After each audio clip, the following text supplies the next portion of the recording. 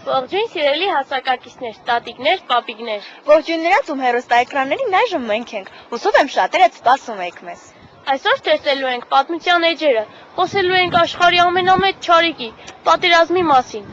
Խոսենք նաև մայիսյան հերոսամարտերի առաջին հանրապետության ու մեր անկախության մասին։ Հետևեք մեզ ընդամենը 20 րոպե։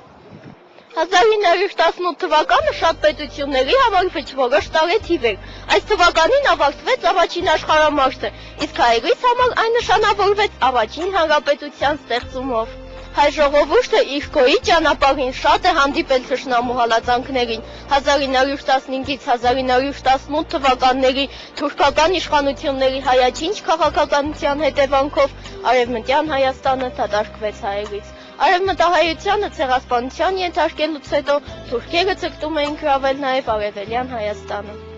Բոլշևիկյան Ռուսաստանը 1918 թվականի մարտի 3-ին Բրեստում Գերմանիայի հետ կնքած պայմանագրով Թուրքիային էր զիջել Կարսն ու Արդահանը, որը պատմական Հայաստանի մի մասի կորուստ կարելի է համարել։ Թուրքական բանակը մայիսի 15-ին գրավեց Ալեքսանդրապոլը, որովհետև նահանջող ռուսական բանակին փոխարինած հայկական սակավաթիվ զորքերը ի զորու չէին պաշտպանել ողջ ռազմաճակատը։ Սպառնացող մահացու վտանգի դեմ ոտքի կանգնեցին հայ հասարակության բոլոր ուժերը։ Թշնամու դեմ պայքարի կոչով ժողովրդին դիմեց նաև հայոց եկեղեցին։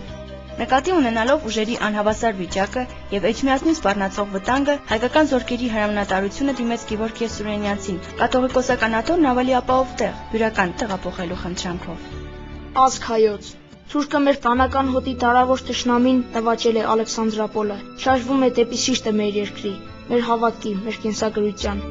Ոչ եւ ոչ, ես չեմ լքի մեր սուրբ նախնիներից ավանդած մայրաթոռը։ Եթե հայոց զինվորությունն ու ինքը, հայ ժողովուրդը չեն կարողանա թշնամու առաջխաղացումը կասեցնել, եթե իզորու չէ լինի փրկելու մեր սրբությունները, ապա թող ես նահատակվեմ հենց այստեղ, շեմի վրա մայրաթոռի, որի կահակալի պատիվն ունեմ Աստծո ողորմածությամբ։ Միտը մենք չպիտի կարողանանք պահպանել մեր օջախի կրակը, մեր հավատքի ջահը, մեր ազգային գոյի հիմքերը։ Իսկ եթե եկել է վերջը, ապա այն ինչու չընդունենք պատվով եւ քաջությամբ։ Դարեր շարունակ հայոց ազգն այսպես է ապրել իր ինքնության համար, պայքարելով իր վաղվա համար, այսօր մեռնելով։ Եվ որովհետև ով գաղափարի հետ է մեռնում է որպես հատիկը ցորյանի, ապա հատիկի մահով նոր կյանքեր են ծնվում։ Դրա համար է, որ զանգվածային կոտորածներով ու մահերով հարուստ մեր կենսագրությունը չի ունեցել եւ չպիտի ունենա վերջին վերջակետ։ Ուրեմն էլ ինչու տավենք ապրելու եւ գոյատևելու մեր ազգային կերպին։ Ինչու ազգովին չպաշտանանք թշնամու դեմ, որ գալիս է Անդր Արաքսյան իր թեթև հաջողություններով հպվածած եւ մեր այրան վերջին կաթիլին ծառավի։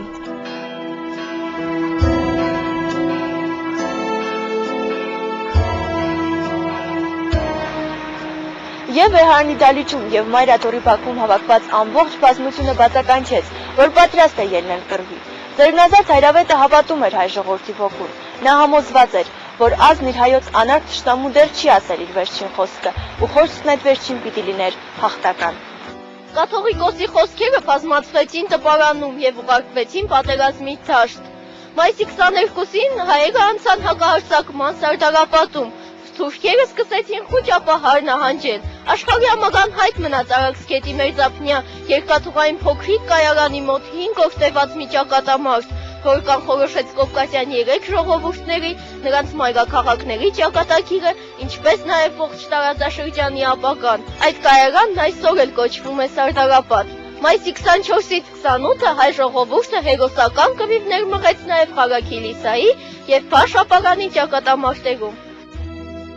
Հայոց ազգային խորհուրդը որոշեց նոր պատվիրակություն ուղարկել Բաթում եւ հաշտություն կնքել Թուրքիայի հետ։ Պատվիրակությունը ղեկավարում էր Ալեքսանդր Շխատիսյանը։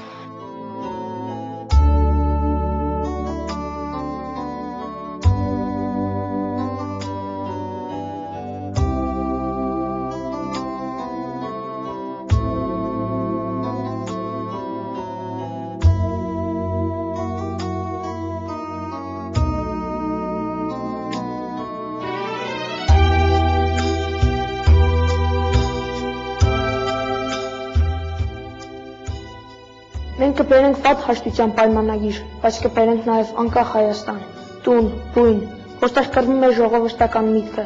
Այս բոլորը կկապի, կմիավորի, կբարձրացնի ոգին, իսկ դա կարևոր է։ Ես հավատում եմ մեր պետությանը։ Հետագայում Խատիսյանի կնքած պայմանագիրը հայերիս համար հանդիսացավ ամոթալի պայմանագիր, ըստ որի Թուրքիային էին անցնում Արևմտյան Հայաստանը եւ Արևելյան Հայաստանի մեծ մասը, Կարսի մարզը եւ մոտ 5 գավառ։ Արդյունքում Հայաստանին մնում էր ընդամենը 12,000 քառակուսի կիլոմետր տարածք, որը ընդգրկում էր Սևանա լճի ավազանը եւ Արարատյան դաշտի մի մասը։ Այս կապակցությամբ տեղին է հիշել գերմանացի մի դիվանագետի հետևյալ խոսքերը. Թուրքերը հայերին տեղ տվեցին Սևանում լողանալու համար, բայց դուրս գալու չորանալու համար տեղ չտվեցին։ Ընդհանուր հաշվով Թուրքիան Հայաստանից խլում էր 28000 քառակուսի կիլոմետր տարածք։ Գրչի հետև շարժումով վերջացավ ամեն ինչ։ Նենգ ու դավադիր թշնամուն այս անգամ էլ հաջողվեց խապկանքով ի գլուխ բերել զենքի ուժով չարածը։ Ամոթալի հաշտության պայմանագիրը մեզ բերեց այդքան ցանկալի անկախությունը, սակայն դրա դիմաց շատ թանկ վճարեցին։